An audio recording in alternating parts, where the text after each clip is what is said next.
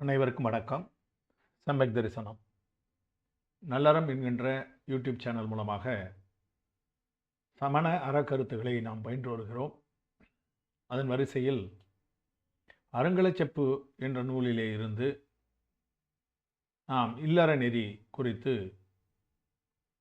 கருத்துக்களை தெரிந்து கொண்டு வருகிறோம். இல்லற நெறி என்ற இந்த நூலிலே இல்லற நெறி என்கின்ற இந்த அம்சத்தை அறங்கலச்செப்பு என்ற நூலின் மூலமாக நாம் அறிந்து வருவோம். அறங்கலச்செப்பு நூல் நற்காட்சி, நல்ஞானம், நல்லொழுக்கம் இவற்றை கூறுகின்ற நூலாக விளங்குவதை பார்த்திருக்கிறோம். அதிலே நற்காட்சி என்கின்ற அந்த முதல் பகுதியிலே 8 அங்கங்கள், நற்காட்சிக்கு தேவையான 8 அங்கங்கள் குறித்து நாம் பார்த்தோம். அதிலே முதல் அங்கமாக ஐயமின்மை என்பது குறித்து அறங்கலச்செப்பு நூலும் ரத்தனகண்டக ஸ்ராவச்சாரமும் என்ன கூறுகிறது என்பதையும் நாம் அறிந்து கொண்டோம்.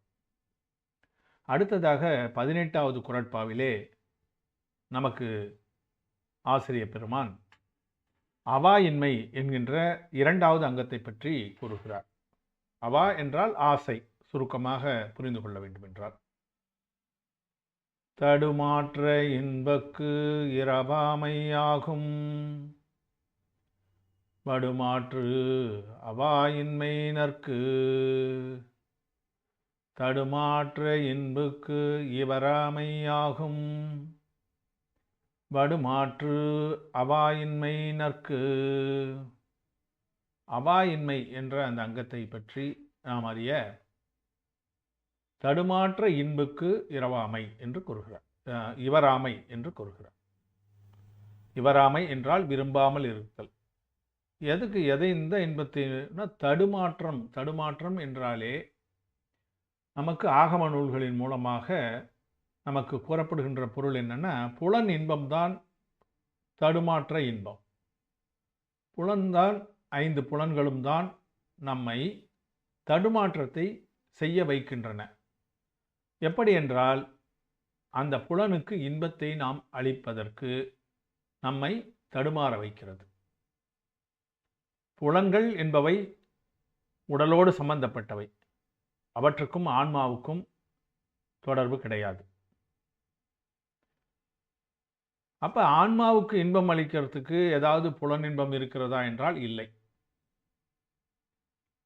அதனால் ஆன்மா சம்பந்தப்படாத புலன்களுக்கு இன்பம் வருவது என்பது வினைகளை சேர்க்கக்கூடியது. அந்த ஆன்மாவுக்கு வினைகளை கொண்டு வந்து சேர்க்கக்கூடியது புலன் இன்பம். அதை சிற்றின்பம் என்றும் நாம் கூறுகிறோம். அது மனதை தடுமாற வைக்கிறது. அதற்கு அதை விரும்பாமல் இருத்தல், அதற்கு இடம் கொடுக்காமல் இருத்தல், அதுதான் அவாயின்மை என்ற அங்கம். மனதை தடுமாறச் செய்யும் சிற்றின்பத்தை விரும்பாமையே குற்றத்தை மாற்றும் ஆசையின்மை என்ற 2ஆம் அங்கமாகும். வடுமாற்று, வடு என்றால் குற்றம், அதை மாற்றக்கூடியது, குற்றம் செய்யாமல் தடுக்கக்கூடியது. எது? அவாயின்மை என்ற அந்த அங்கம். சிற்றின்பம் எத்தகையவரையும் மனம் தடுமாற செய்யும் ஆற்றல் உள்ளது. அதனால தான் அது தடுமாற்ற இன்பம் என்று நூல்கள் கூறுகின்றன. இதிலே ரத்னகண்டகம் 11வது ஸ்லோகத்திலே, 11வது காதையிலே ஆச்சாரிய ஸ்ரீ சம்பந்தபத்திரர் கர்ம பரவசே சாந்தே துக்கைரந்திரி தோதையே பாபபீஜே சுகே நாஸ்தா ஸ்ரத்தா நாகாஞ்சக்ஷனா சம்ருதா. இதில் வினைகளை கொண்டு வந்து அந்த வினைகளுடைய வழியாக நடப்பது தான் நம்முடைய இன்ப துன்பங்கள். உடலுக்கும் மனதுக்கும் துன்பங்களும் அவ்வப்போது துயரங்களும் வருவதற்கு காரணமாக இருப்பது கர்மம். அசாதா வேதனியம் என்கின்ற அந்த வேதனிய கர்மத்தினுடைய பிரிவு. அசாதா வேதனியம் என்பது வினையோடு இந்த ஆன்மா பிணைந்திருக்கிறது. அந்த அசாதா வேதனியம் உதயத்துக்கு வரும்பொழுது, அது வேலை செய்ய ஆரம்பிக்கும் பொழுது எவ்வகையிலாவது துன்பம் நமக்கு வந்து சேரும். அந்த வேதனையும் இருக்கிறது என்று சொன்னால் நிச்சயமாக அதனால் வரக்கூடிய துன்பம் அதனுடைய உதயத்தின் காரணமாக நமக்கு ஏற்படும். அது அப்படியே ஸ்திதியாக அப்படியே அசையாமல் ஆன்மாவோடு இருக்கும்போது அது தெரியாது. ஆனால் அது உதயத்துக்கு வரும்போது அந்த துன்பமானது மனத்துன்பமோ உடல் துன்பமோ வந்து தான் சேரும். அப்போ அந்த விஷயத்தை நாம் புரிந்து கொள்ள வேண்டும். இப்போ நமக்கு கட்டியிருந்த அசாத வேதனைய கர்மமானது உதயத்துக்கு வந்துவிட்டது. அப்போ துன்பம் இருக்கிறது. இந்த துன்பத்தை நாம் தாங்கிக் கொள்ள வேண்டும்.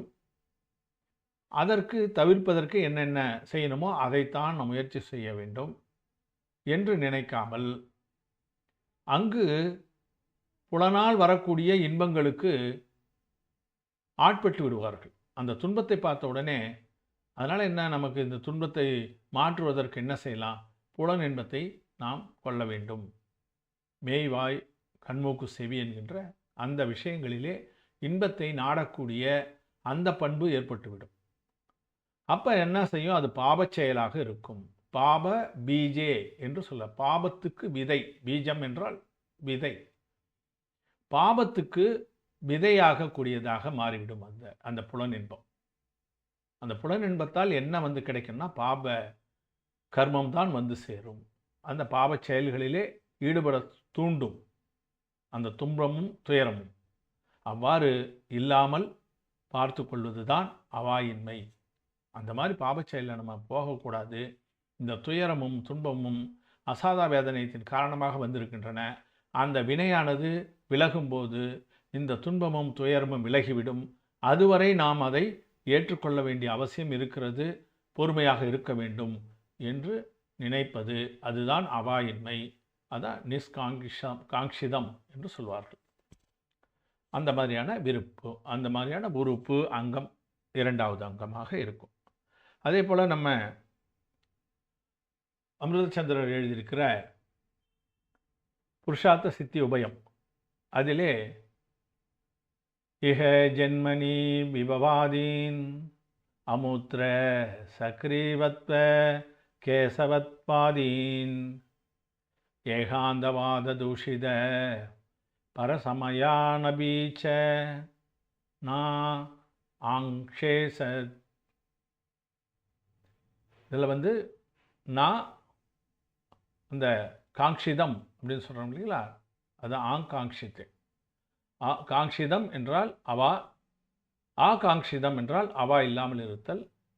அதான் நான் என்ற அந்த வார்த்தை இல்லாமல் இருத்தல் என்ற நெகட்டிவ் வார்த்தை. ஏ ஜென்மனி, இந்த ஜென்மத்தில் விபவாதின், விபவம் என்றால் சிறப்புகள், நமக்கு கிடைக்கக்கூடிய நல்ல வாய்ப்புகள், செல்வாக்கு, இவையெல்லாம்.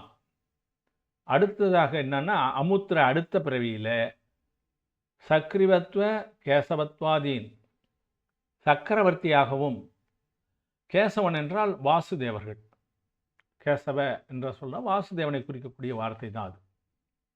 63 சலகா புருஷர்கள் என்று நம்ம பார்த்துருக்கிறோம் இல்லைங்களா.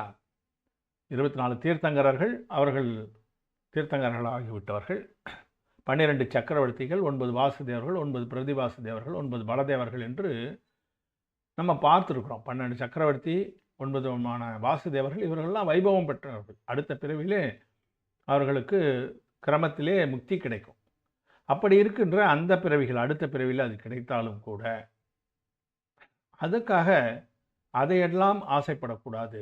எதுக்குன்னா ஏகாந்தவாத தூஷித பரசமய நபி. ஏகாந்தவாதம் என்று சொன்னால் அநேகாந்தவாதம் என்பது சமணத்துக்கு இருக்கக்கூடியது. ஏகாந்தவாதம்னா நான் சொல்கிறது மட்டும்தான் கரெக்டு, நான் சொல்வது தான் சரியானது என்று சொல்வது ஏகாந்தவாதம். அந்த ஏகாந்தவாத தூஷித, அந்த மாதிரியான ஏகாந்தவாதர்களுடைய தவறான தூஷிதமான அந்த சாஸ்திரங்களை எல்லாம் பரசமயம், பிற சமயங்கள், மற்ற சமயங்கள் கூறுகின்றன. அவற்றினை நாம் விரும்பக்கூடாது. இந்த ஜென்மத்தில் விபவம் கிடைக்கிறதும், அடுத்த ஜென்மத்தில் சக்கரவர்த்திய கேசவனாக பிறக்கக்கூடிய அந்த பதவிகளுக்கெல்லாம் ஆசைப்பட்டு கொண்டு அப்படியெல்லாம் கிடைக்கும் என்று தவறான வழிகாட்டுதல்களை பிற சமயங்கள் கூறினாலும் அதை கேட்டு அதற்காக ஆசைப்படக்கூடாது என்று இதிலே கூறுகிறார்கள். புண்ணிய வினையால் வரும் புலன் சார்ந்த இன்பங்களை, இதெல்லாம் புண்ணிய வினையால் தான் வருது. சக்கரவர்த்திக்கு புலன் இன்பம் அதிகம், வாசுதேவர்களுக்கும் அதுபோல் இன்பங்கள் அதிகம். அவர் சக்கரவர்த்தி, இவர் அர்த்த சக்கரவர்த்தி. அது மாதிரி இருக்கும் பொழுது மண்டலாதிபதினு ஷட்கண்டாதிபதினு வாங்க சக்கரவர்த்தியை, இவர் அர்த்த சக்கரவர்த்தியாக இருப்பார் வாசுதேவர். அப்போ அவங்களுக்கெல்லாம் புலன் இன்பம் அதிகம். அந்த இன்பங்களை நற்காட்சியாளன் துன்பமாகவே கருதுகிறான். இவ்வுலகு மற்றும் மறுவுலக புண்ணிய பயனையும் விரும்புவதில்லை. பிற மார்க்கத்தினரும் ஏகாந்த கற்பனை கருத்துகளையும் ஏற்பதில்லை.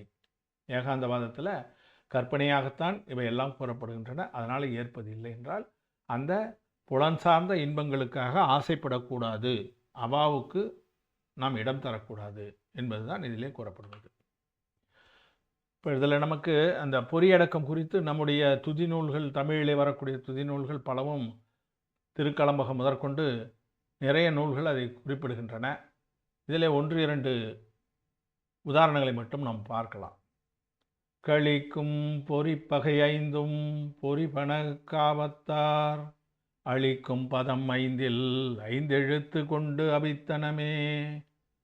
பொறிப்பகை, பொறி என்றால் ஐம்புலன், அந்த பொறிகள் 5 பொறிகள், அந்த 5 பொறிப்பகை 5ம் பொறிப்பண காவத்தார் என்றால் பார்சுநாதர், அந்த பணமுடின்னு சொல்கிறோம் இல்லையா, அதற்கு அந்த பார்சுநாதை வணங்கினால், அவர் வணங்கும்போது நம்ம என்ன செய்கிறோம், பதம் 5ல் 5 பதம், அரகந்தானம், சித்தானம், ஆயிரியானம், வஜ்ஜாயானம், சபசாகூனம், அந்த 5 பதம் நமோ என்று நம்ம சொல்லி அதை சொல்கிறோம். அதில் இருக்கக்கூடிய 5 எழுத்துகள் அசியா உஷா என்று நாம் சொல்லுவோம். ஒவ்வொரு அரகந்தரில் இருக்கக்கூடிய சித்தாவில் இருக்கக்கூடிய சி, அந்த மாதிரி நம்ம முதல் எழுத்துக்களை எடுத்துக்கொண்டு அசியா உஷா என்று நாம் சொல்கிறோம். அதுதான் அந்த 5 எழுத்து. அதை கூறி அந்த பொறிப்பகை 5ஐயும் அவித்தோம். அவித்தோம் என்றால் அந்த பொறி என்பது தீ போல எரிகிறது. அது எவ்வளவு விஷயத்தையும் தன்னுடைய கிரகித்து கொள்ளக்கூடியது. அதுக்கு எந்த விதமான முடிவும் கிடையாது. அது எவ்வளவு நம்ம அனுபவித்தாலும் போதும் நிறுத்துறது இல்லை. அதனால தான் அதை தீ என்று கூறுகிறார். அந்த தீயை அவிக்கிறோம் என்று சொல்கிறார் இந்த 5 எழுத்து மந்திரத்தை. திருநூற்று அந்தாதியிலே ஐம்பொறி பன்றியோடு ஐம்புலன்களும் புக்கு அழியாமல் இன்னும் குறி கொண்டு அருள் கண்டாய் பிண்டினிடர் குணதரனே என்று நம்முடைய அரகந்த பகவான் பிண்டியினுடைய கீழே அமர்ந்திருக்கின்ற அந்த குணதரனை வணங்குவதற்கு இதை சொல்கிறார். பொறி பன்றியோடு ஐம்புலன்களும் புக்கு அழியாமல், இன்னும் எனக்கு அந்த ஆசை விடாமல் இருக்கிறதே, எனக்கு நீ தான் அருள் புரியணும் இவற்றையெல்லாம் நீக்குவதற்கு என்று அந்த பொறியடக்கம் இன்மையை குறித்து, பொறியடக்கம் இல்லாமல் இருக்கிறேனே என்பது குறித்து அவர் பாடுவதாக இந்த பாடல் அமைந்திருக்கிறது. இதெல்லாம் நம்ம துதி நூல்களில் இருப்பதை நாம் பார்த்து தெரிந்து கொள்ளலாம் என்பதற்காக. இதில் முக்கியமாக இன்னும் நம்முடைய சமண காப்பியமான சீவக சிந்தாமணியில் இது காமத்தினுடைய விளைவு எப்படிப்பட்டது என்பதை குறித்து சச்சந்தனுடைய பாத்திரத்தின் காரணமாக அதன் மூலமாக நமக்கு தேவர் பெருமான் விளக்குவதை நம்ம பார்க்கிறோம். சச்சந்தன் பேரரசன், அவன் விசையை திருமணம் செய்து கொள்கிறான். விசையை மீது அவனுக்கு அளவு கடந்த காதல். அதனால் அந்த ஆட்சியை கூட தன்னுடைய கட்டியங்காரன் என்ற அந்த மந்திரியிடம் ஒப்படைத்து விட்டு நான் அந்த புறத்திலேயே தான் இருப்பேன் என்று போகிறான். அந்த கதையை நீங்கள் தெரிஞ்சிருப்பீங்க, சுருக்கமாக அதை சொல்கிறேன். அதை சொல்லும் பொழுது அவருடைய காம இச்சையை பற்றி அவனே தெரிவிக்கிறான் பாருங்கள். இப்போ அந்த உருத்திரதத்தன் என்கின்ற மந்திரி இந்த மாதிரியெல்லாம் நீங்கள் இன்னொருத்தர்கிட்ட ஆட்சியை கொடுக்கக்கூடாது, தற்காலிகமாக கொடுக்குறான் அப்புறம் வாங்கிக்கிறேன்னு சொல்கிறீங்க, அதெல்லாம் தப்பாக போயிடும், நீங்கள் அதெல்லாம் செய்யாதீங்க அப்படின்னு சொல்லி அந்த இன்னொரு அமைச்சன் அறிவுரை கூறுகிறான். அப்போது சச்சந்தன் சொல்லக்கூடியதாக இந்த வார்த்தை, வசையிலால் வரத்தின் வந்தால் வான் சுவை அமிர்தம் மண்ணால் விசையை பிரிதல் ஆற்றேன் அப்படின்னு சொல்லிட்டு வேந்தன் நீயாகி என்று கட்டியங்காரனிடம் கொண்டு போய் ஒப்படைப்பார். என்னுடைய வரத்தால் அவள் கிடைச்சா, வசையிலால் எந்த குற்றமும் இல்லாதவள், வசைக்கு இடம் தராதவள், வரத்தின் வந்தால் நான் செய்த தவத்தின் காரணமாக ஒரு வரமாக எனக்கு வந்தாள். வான் சுவை அமிழ்தம் அன்னாள். அதாவது வான் சுவை, வானத்தில் இருக்கக்கூடிய அந்த அமிழ்தம் போன்ற சுவையே உடையவள். அவ்வளவு அமிர்தம் சுவையேயானது, அதுவே ஆகாயம் முழுதும் பரவி இருந்தால் எப்படி இருக்குமோ அந்த அளவுக்கு சுவையானவள். அதனால் நான் என்னன்னா, விசையை பிரிதல் ஆற்றேன். விசையை பிரிஞ்சு ஒரு நொடி கூட என்னால் இருக்க முடியாது. அதனால் நீ என்ன செய்கிற, நீயே அரசனாகி வேந்தன் நீ ஆகி நீயே ஆண்டு கொண்டு இரு அப்படின்னு கட்டியங்காரங்கிட்ட அவர் ஒப்படைக்கிறார். அப்போ அந்த காமத்தினுடைய வீரியத்தை இந்த இடத்துல காட்டுகின்ற அந்த தேவர் அது எவ்வளவு கெடுதல்ன்றத அவரே சொல்கிறார். யார்? நம்ம சச்சந்தனுடைய வார்த்தையாலே சொல்கிறார். அவன் படையை திரட்டி, அவனுடைய நாட்டினுடைய படையவே அந்த கட்டியங்காரன் திரட்டி அரண்மனையை முற்றுகையிட்டு, அந்த அந்தப்புறத்தை முற்றுகையிட்டு சச்சந்தனை கொல்வதற்காக படையை முழுசும் திரட்டிக்கிட்டு உள்ளே வந்துடுறான். அப்போ கர்ப்பிணியாக இருக்கிற விசையை அவளை அங்கிருந்து நீ கிளம்பு போ அப்படின்னு சொல்கிறார். யாரை பிரிய முடியாதுன்னு சொன்னாரோ, யாரை பிரிய முடியாதுன்னு சச்சந்தன் சொன்னானோ அவளை நீ போன்னு சொல்கிறான். நங்கை நீ நடக்கல் வேண்டும், நண்பொருட்டு இரங்கல் வேண்டா. என்னை பற்றி நீ கவலைப்படாத, நங்கை நீ நடக்கல் வேண்டும், நீ கிளம்பணும், நடக்க வேண்டும். நடக்கணும்னா நடந்து போகிறதில்ல. அந்த பொறி ஒன்று, மயில் பொறி ஒன்று வச்சுருக்கார், வானத்திலே பறந்து போல, அதெல்லாம் தயார் பண்ணி வச்சுருக்காங்க. அதில் கிளம்பி போன்னு சொல்கிறார். நங்கை நீ நடக்கல் வேண்டும். இப்போ இந்த காமத்தினுடைய விளைவு எப்படி இருக்கிறது அப்படின்றத காட்டுவதற்கு இதை மிகச்சிறந்த உதாரணமாக எல்லாரும் காட்டுவாங்க. அந்த பொறி இன்பத்துக்காக புலனடக்கம் ஏன் வேண்டும் என்பதற்காக. அவன் அந்த காமவசப்படவில்லை என்றால் அவன் அரசாட்சியை ஒப்படைக்க வேண்டிய அவசியம் இல்லை, இந்த துன்பம் வர வேண்டியது இல்லை. அதனால் அந்த காமத்தினுடைய விளைவு குறித்து ஒரு உதாரணமாக இதில் காட்டுகிறார்கள். நமக்கு இந்த நூலில் ஒரு கதையானது கூறப்படுகிறது எல்லா அங்கத்துக்கும் சொல்லிட்டு சென்ற இதிலே கூட நம்ம அஞ்சன சோரனுடைய கதையை பார்த்தோம். இப்போ இந்த அவாயின்மைக்கு அனந்தமதி நங்கையினுடைய கதையை நமக்கு கூறுகிறார்கள். அங்கதேசம் என்ற தேசம், அதில் சம்பாபுரி என்ற ஒரு நகரம். அந்த சம்பாபுரி நகரத்தில் பிரியதத்தன் என்ற ஒரு கிரகஸ்தர் இருந்தார், செல்வாக்கானவர். அவர் அங்கே ஒரு முனிவர் அந்த ஊரினுடைய கோயிலுக்கு வருகை தந்தபோது அவரை வணங்கி வந்திருந்தார். ஆஷ்டானிகம் நடைபெற்ற பொழுது அந்த ஆஷ்டானிகத்தின் போது அவரிடம் இந்த பிரம்மச்சரிய விரதம் கொடுங்க, எனக்கு இந்த ஆஷ்டானிக பருவத்தில் நான் பிரம்மச்சரிய விரதம் ஏற்றுக்கொள்கிறேன் என்று அவரிடம் வணங்கி பிரம்மச்சரிய விரதம் ஏற்றுக்கொண்டார். அவருக்கு மிக சிறுமியாக இருந்த பெண், அவர் கூட கூட்டு போயிருந்தார், கோயிலுக்கு கூடவே அழைத்து கொண்டு வந்தார். அப்போ அவங்களையும் கூப்பிட்டு நீங்கள் என்னப்பா பண்ணிகிட்டு இருக்கீங்க அப்படின்னு அது ஒரு ஆர்வமாக கேட்கவும், நான் விரதம் வாங்கினேன் பிரம்மச்சரிய விரதம்னு, எங்கள் பாப்பாவுக்கும் கொடுங்கன்னு விளையாட்டாக சொல்லிட்டார். அப்போ அந்த முனிவரும் நான் தந்தையார் சொல்கிறாரு அப்படின்னு சொல்லிட்டு பிரம்மச்சரிய விரதம் கொடுத்து விட்டார். அனந்தமதி அதை ஏற்றுக்கொண்டார். அப்போ அவள் வளர்ந்து குமரி பருவத்தை அடைகிறார். குமரி பருவம் அடையும் போது அவளுக்கு திருமணம் செய்வதற்கு தந்தை பிரியதத்தன் ஏற்பாடு செய்யும் பொழுது, எனக்கு முனிவர் விரதம் கொடுக்கும்போது உங்களுக்கு ஆஷ்டானிக பருவத்துக்குன்னு கொடுத்தாரு, எனக்கு அப்படி எதுவும் கொடுக்கல, எனக்கு பிரம்மச்சரியா விரதமாக கொடுத்து விட்டார், அது யமவிரதமாக நான் ஏற்றுக்கொண்டு விட்டேன். சின்ன வயசில் இருந்தாலும் நான் ஏற்றுக்கொண்டேன். அதன் பிறகு அதெல்லாம் விஷயத்தை தெரிஞ்சுக்கிட்டேன். இந்த மாதிரி விரதம் ஏற்ற பிறகு, பிரம்மச்சரிய விரதம் ஏற்ற பிறகு நான் இல்லற வாழ்க்கையிலே ஈடுபடக்கூடாது என்ற நியதியினை கடைபிடிக்க வேண்டும், அதனால் நான் திருமணம் செய்து கொள்ள மாட்டேன் என்று அவள் சொல்லிவிட்டாள். நான் பிரம்மச்சாரியாக இருக்கப் போகிறேன் என்று. தந்தையும் நான் இந்த மாதிரி ஆகிப்போச்சுன்னு சொல்லிட்டு ஒரு வருத்தப்படுறார். அப்போ அந்த நேரத்தில் அனந்தமதி தன்னுடைய தோழிகளோடு அங்கிருந்த உத்தியாவனத்திலே அவள் விளையாடி கொண்டிருக்கிறார். அப்போது ஒரு வித்யாதரன் அங்கே மேலே விமானத்திலே செல்கிறான். வித்யாதரன்களை பற்றி நம்ம ஏற்கனவே நிறைய கதைகளில் பார்த்துருக்குறோம். அவங்களுக்கு விமானம் உண்டு. எங்கள் வெள்ளியம்பெருமலையில் இருக்கக்கூடியவர்கள், விஜயார்த்த மலையிலே இருக்கக்கூடிய அவர்களும் மனிதர்கள் தான், பல வித்தைகளை தெரிந்து வைத்திருக்கக்கூடிய அந்த நிலையிலே இருக்கின்ற மனிதர்கள். அதில் அந்த வித்யாதரன் அங்கே போகும்போது கீழே விளையாடி கொண்டிருக்கின்ற அனந்தமதியை பார்த்து, அவளுடைய அழகை பார்த்து அவள் மீது விருப்பம் கொண்டு விடுகிறான். அப்போ அவன் மனைவியோடு சென்று கொண்டிருந்தான். அப்போ என்ன செய்கிறான், அவங்கள அந்த மனைவியை கொண்டு போய் அவனுடைய இல்லத்திலே விட்டு திரும்பி அனந்தமதியை தூக்கி கொண்டு விமானத்திலே தூக்கி கொண்டு சென்று விடுகிறான். அவன் அவ்வாறு போகும்போது அவனுடைய மனைவி இப்போ தான் நான் போனார், என்ன தெரியல திடீர்னு எங்கேயோ கிளம்பி போறாருன்னு சொல்லிட்டு அவளுடைய விமானத்தை எடுத்துக்கொண்டு எதிரில் வர்றான். இப்போ அதை பார்த்த உடனே இவனுக்கு தன்னுடைய மனைவி எதிரிலே வருகிறாள் என்றதால ஒரு காட்டின் நடுவே அப்போ அவனை அனந்தமதியை இறக்கி விட்டு விடுகிறான். ஒரு காட்டில் தனியாக இறக்கி விட்டுறான். அந்த வித்யாதரனுடைய பேர் வந்து குண்டில் மண்டிதன் என்று நம்ம நூலில் கொடுப்பட்டிருக்கு. அப்போ அவ்வாறு அந்த வித்யாதரன் இறக்கி போயிட்ட பிறகு அந்த நடுக்காட்டிலே வேடன் பீமன் என்கின்ற ஒரு வேடன் காமுகன் அவனுடைய பிடியிலே அவள் சிக்கிவிடுகிறார். அப்போது அவளை அந்த வனதேவதை காப்பாற்றி விடுகிறாள். பிரம்மச்சரிய விரதம் ஏற்றிருக்கின்றாள் என்பது அதனுடைய விஷயத்தால் அந்த வனதேவதை அவளை அந்த பீமனிடமிருந்து காப்பாற்றி விடுகிறார்.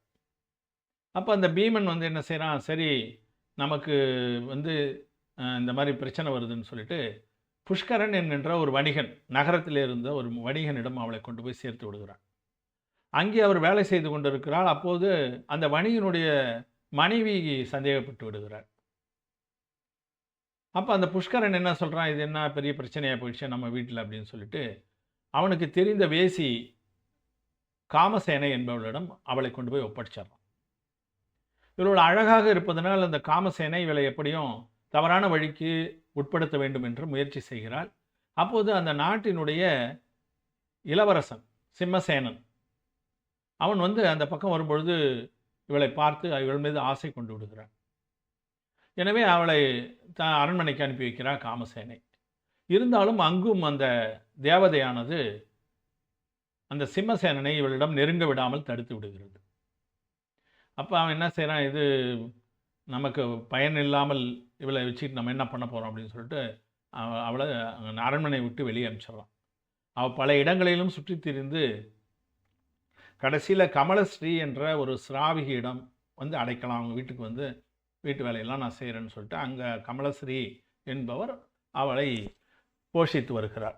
அவளை வந்து காப்பாற்றி தன்னுடைய வீட்டிலே வைத்து பராமரித்து வருகிறார். இப்போ இந்த நடுவில் பிரியதத்தன் என்ன செய்கிறாருன்னா, மகள் வந்து காணாமல் போயிட்டாலேன்னு சொல்லிட்டு பல இடங்களுக்கும் சென்று தீர்த்த யாத்திரை போல சென்று கோயில் கோயிலாகவும் ஊர் ஊராகவும் சென்று தேடி வருகிறார். அப்படி இந்த ஊருக்கு வந்தபோது ஒரு நாள் அந்த அதிகாலையில் அவர் ஜினாலயம் போயிட்டு அந்த தெருவில் வந்துக்கிட்டு இருக்காரு. வரும்பொழுது ஒரு வீட்டின் முன்னால் ஒரு கோலம் போடப்பட்டிருக்கிறது. அந்த கோலம் என்னென்னா, அவங்க வீட்டில் வழக்கமாக போடுற கோலம். அதுவும் அனந்தமதி அந்த வீட்டில் இருந்த வரைக்கும் இந்த கோலத்தை விரும்பி போடுவார். அதே கோலத்தை அந்த கமலஸ்ரீ வீட்டு முன்னாடி அவர் போட்டிருந்தது இவர் பார்த்துட்டு, இந்த மாதிரி கோலம் வந்து இருக்க, இது எங்கள் வீட்டில் இருக்கிற பெண்ணு தான் போட்டாங்கன்னு சொல்லிட்டு அவளை கூப்பிட்டு வந்து காட்டுறாங்க. காட்டினா தன்னுடைய மகள் என்பதை அவர் அறிந்து கொண்டு, இவ என்னுடைய மகள் தான் சொல்லிட்டு அவர் அழைச்சிட்டு போயிடுறாரு. ஆனால் அந்த பிரம்மச்சரிய விரதத்தை அவள் காப்பாற்றி இருக்கிறார். இவ்வளவு இடத்துக்கு போன பிறகும் அவளுடைய மன உறுதியின் காரணமாக அந்த இன்மை, அதாவது ஆசை என்பது அவளுக்கு விருப்பப்பட்டிருந்தால் அவ்வளோ பெரிய இளவரசன் அவனை கூட சரி ரைட்டு நமக்கு ஒரு வணிகன், பெரிய வணிகன் இருந்தான், அவனோடு கூட அவள் இழந்திருக்கலாம். அதெல்லாம் அவள் ஆசைப்படலை. வசதியான வாழ்க்கையை அவள் புலன் இன்பத்தை அவள் விரும்பி இருந்தால் வசதியான வாழ்க்கையை கூட அவள் அடைந்திருக்கிறாள் அவளுடைய அழகின் காரணமாக. ஆனால் அவற்றை எல்லாம் தன்னுடைய விரதம் ஏற்றுக்கொண்ட அதை காப்பாற்ற வேண்டும் என்பதற்காக அவள் அதை தாங்கி கொண்டு தன்னை அசுத்தப்படுத்தி கொள்ளாமல் இருந்ததால் அவள் வீட்டுக்கு வந்த பிறகு முனிவரிடம் ஜினதீட்சை ஏற்று தவம் செய்து ஆரியங்கனையாகி தவம் செய்து சகசிரார கல்பம் தெரியும் நமக்கு, 16 கல்பங்களிலே சகசிரார கல்பம் என்ற அந்த கல்பத்தை அடைந்தால் அதன் பிறகு அவர் பெண் பிறவி நீங்கியது என்று இந்த கதையின் மூலமாக சொல்கிறார்கள். அதனால் அந்த இன்மை என்ற அந்த அங்கத்திற்கு காரணமாக ஒரு உதாரணமாக இந்த கதை கூறப்படுவதனை நாம் அறிந்து கொள்ளலாம். இது நூலிலேயே வருகின்ற கதை என்பதனால் நாம் அதை தொடர்ந்து ஒவ்வொரு அங்கத்திற்கும் பார்த்து கொண்டே வருகிறோம். அவ்வாறு இந்த நல்லறம் என்கின்ற இந்த யூடியூப் சேனல் வழியாக அருங்கலைச்செப்பு கூறுகின்ற கருத்துகளையும் அதனுடைய விளக்கங்களையும் ரத்னேந்திர சிராவச்சாரத்தையும் நம்ம இணைந்து கற்று வருகிறோம். தொடர்ந்து இந்த பதிவுகளை பார்த்து வரும் அனைவருக்கும் எனது மனமார்ந்த நன்றிகள். நல்லறம் என்ற இந்த யூடியூப் சேனலை நாங்கள் அனைவரும் சப்ஸ்கிரைப் செய்து பார்க்க வேண்டும். மற்றவர்களுக்கும் இதை பகிர்ந்து இதில் கலந்து கொள்ள நீங்கள் உறுதுணையாக இருக்க வேண்டும் என்று கேட்டுக்கொள்கிறேன். தங்களுடைய கருத்துக்களையும் பதியுங்கள். அவ்வாறு பதிவது இந்த பதிவுகளை முன்னேற்றுவதற்கு, சீர்மைப்படுத்துவதற்கு உதவும் என உங்கள் முன்னால் கோரிக்கை வைத்து நன்றி கூறி அமைகிறேன். அனைவருக்கும் நன்றி. ஜெய் ஜினேந்திரா.